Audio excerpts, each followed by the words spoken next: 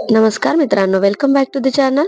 मित्रांनो, आज आपण राष्ट्रीय कुटुंब लाभ योजना या योजनेबद्दल अधिक माहिती बघणार आहोत. दारिद्र्य रेषेखालील कुटुंबांना आधार देणारी ही केंद्र सरकारची पुरस्कृत योजना आहे.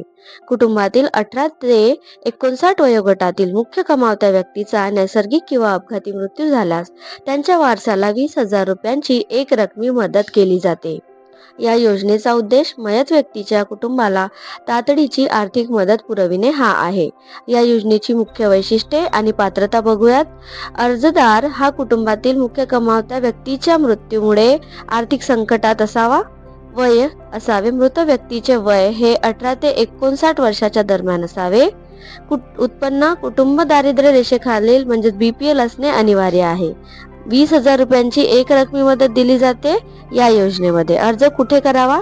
अर्जदार जिल्ह्याच्या समाज कल्याण विभाग, तहसीलदार किंवा जिल्हाधिकारी कार्यालयात अर्ज करू शकतात.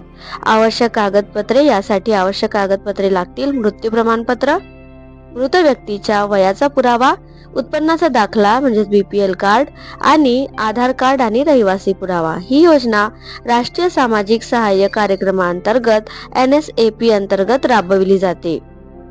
मित्रांनो, जर तुमच्या आसपास कोणत्याही BPL कुटुंबामध्ये जर कर्त्या व्यक्तीचा मृत्यू झाला, अपघाती मृत्यू असो किंवा आकस्मिक मृत्यू असो, तर ते या योजनेचा नक्कीच लाभ घेऊ शकतात. तर शेअर करा अशा लोकांपर्यंत ही माहिती. अर्ज 1 वर्षाच्या आत करणे गरजेचे आहे.